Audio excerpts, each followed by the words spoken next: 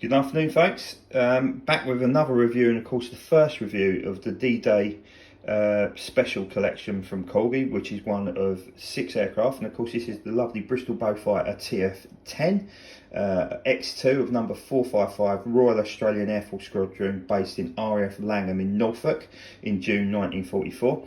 A little bit of a controversial release, as it's been suggested that it might have been an all grey finish rather than a green and grey camo, and the X2 might be the other way round and stuff like that, but it certainly looks really nice. Of course, it's the third Bristol Beaufighter release from Corgi's relatively new mould, behind the blue Banff wing D-Day aircraft, and of course the lovely aircraft from Malaya in the grey and black camo.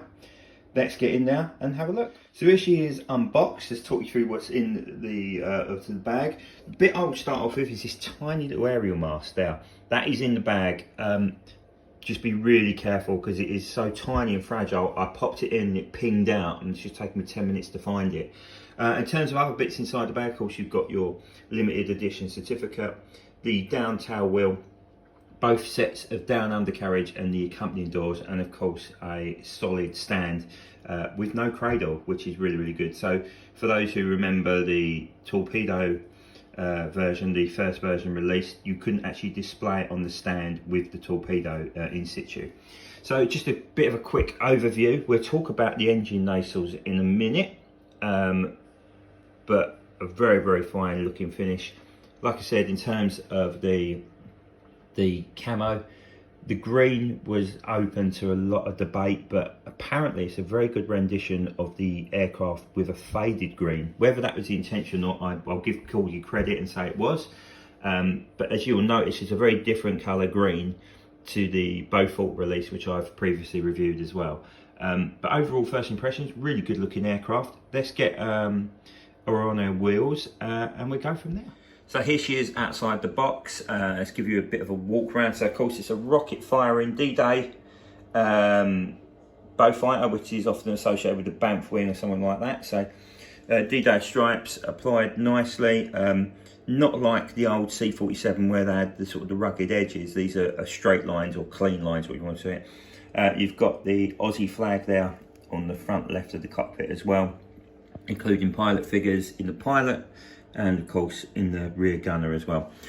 Just something out of curiosity, I don't know if it's entirely me, but there should be 2 aerials in the thingy. There was only one. I've taken the aerial off in this case because I didn't want to lose it, but she's on a down undercarriage. So one of the things the Hobby Master version was often critiqued for was the undercarriage. It's not the sturdiest of undercarriages. You've got to be very careful because the pins are very small. You don't want to force them too hard and damage them, put them into hole. There's 4 holes for them to slot into, and it's sturdy enough. It ain't going to go anywhere. It ain't going to fall over like the old ME109E. But just something to be careful. And of course, the undercarriage doors individually go in as well, so it's not like a single piece you can just slot in, which would have been nice, of course, but it's not the end of the world. So one of the things I spoke about was the engine nacelle. So Beaufighters are often considered to have silver or like a bronze ring round their engines, and if you look at the Blenheims and Beaufort, it's very similar. We don't know if it's a factory mistake, but it looks like they've not been entirely masked off, and it looks like a bit of overspray. It might be the overall intended finish, but I'm not convinced it is. But in terms of the actual finish of the aircraft, very nice. Again, you know, the green was open to a little bit of debate, but it's a decent looking aircraft and something very different to add to your D-Day themes. So a little bit of history around this aircraft. Of course, it's from number 455 Squadron, Royal Australian Air Force, which really excited our ANZAC cousins in the very southern parts of the world, especially after the disappointment of the Canberra to them in many sense. So 455 Squadron started in the European Theatre of Operations back in 1942, and they were transferred to Coastal Command, and they were flying the quite aged Hamley Page Hamden at the time, which wasn't a particularly great aircraft. An aircraft obviously we still want to see modelled in die-cast form at some point, hopefully after the RAF Cosford example has been built. But they switched to the Beaufighters in December 1943, so only 6 months just before D-Day. And working alongside, or working in tandem with number 489 Royal New Zealand Air Force. they formed what they call the Anzac Strike Wing, which was a devastating wing which used to take down lots of Axis shipping.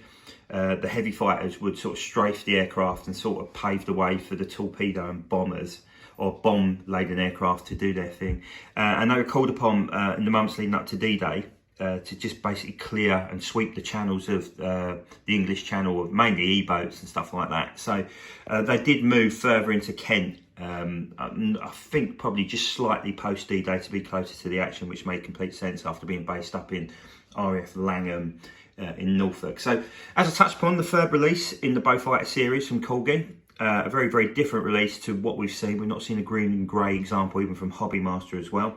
There was some serious debate over on the DWC page. If you're not a member, please sign up. There's some great research over there from one of the guys down in Australia, Mark, who'd done a lot of research and was pretty adamant that the aircraft was an all grey camo by this point. By June, all the green and grey had been swapped out and had been painted in all grey. So there is that sort of open interpretation, but a lot of schemes show this as green and grey. I think there was an Airfix scheme previously, or one of the model companies, and I guess it's been based off of that. So here she is up on the stand. Again, one of 6 releases in the D-Day 85 series. So the first one was the C-47 Skytrain Night Fright, which I'm going to review very shortly. We've got this, the Beaufighter 10. We've got the Spitfire 9E of Johnny Horton, obviously representing the grey Spitfire in its single seat form. We have the Dynamite B26, which is due hopefully very, very soon. And of course, the 2 new releases announced last week, the Typhoon of J.R. Baldwin, and of course the Lysander with the fuselage bands as well, which will make a very, very pretty collection, I'm sure. So here she is up on a stand, just to give you a bit of a look underneath at the detail of the rockets under each side, and of course the detail of the Aussie flag there right at the front. I'm very happy with this release. I know it does come in for some criticism, but I think it's a very, very pretty aircraft, very different to the Beaufighters I have in my collection. So I'm very, very happy with it in that sense. But of course, you know, debate is great, and it's good to see people really, really care and are passionate about the hobby.